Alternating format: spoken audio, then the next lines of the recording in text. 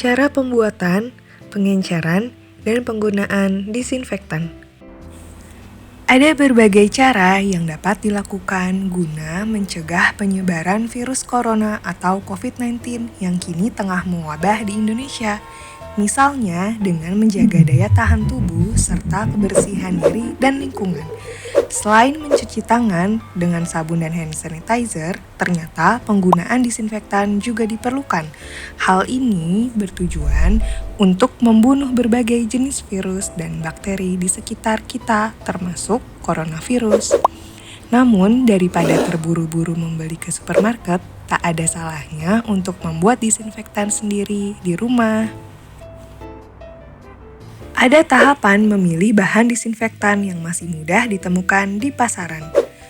Berbagai macam jenis-jenis cairan disinfektan yang dapat digunakan untuk disinfeksi di tempat kerja atau di rumah, yaitu yang pertama pembersih lantai, yang kedua pemutih pakaian, dan yang ketiga karbol. Setelah memilih bahan disinfektan, selanjutnya adalah tahapan pengenceran bahan disinfektan dan cara pengenceran disinfektan. Kita simak penjelasannya.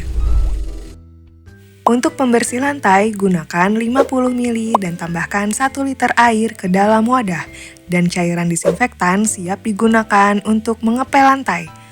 Untuk cairan pemutih pakaian, gunakan 20 ml atau 5 sendok makan, masukkan ke dalam botol sprayer, tambahkan air bersih 500 ml, kocok, dan cairan disinfektan siap digunakan. Untuk karbol, takarannya 2 sendok makan dan dicampurkan ke dalam 1 liter air bersih.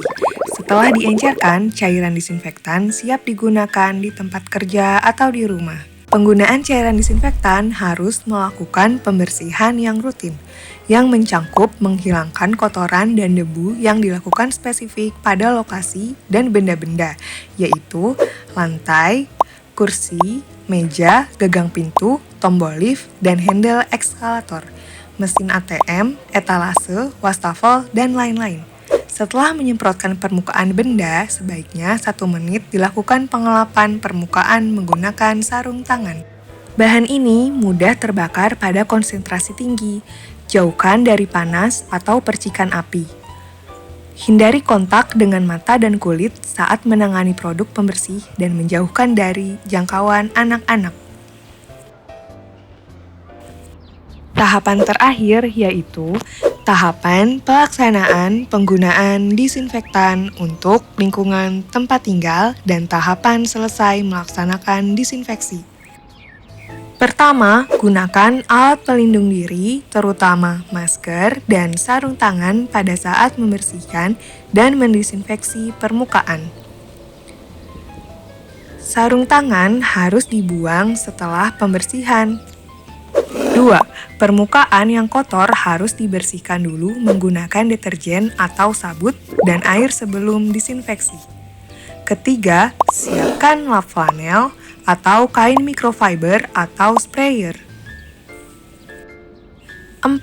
Siapkan cairan disinfektan sesuai takaran atau petunjuk penggunaan. 5. Disinfeksi permukaan datar dilakukan dengan menggunakan botol sprayer. 6. Untuk permukaan tidak datar, seperti tiang, pegangan tangan, dan sebagainya dapat dilakukan menggunakan kain flanel. 7. Semprotkan cairan disinfektan pada kain flanel dan lakukan pengelapan secara memutar.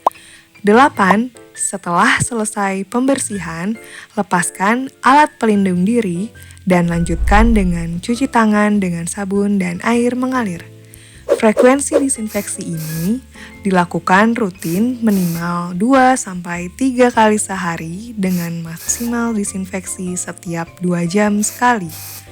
Itulah tahapan pelaksanaan penggunaan disinfektan untuk lingkungan dan tahapan selesai melaksanakan disinfeksi. Tetap aman jika patuhi protokol kesehatan dengan baik dan benar, maka kita segera bisa memutus rantai penularan COVID-19.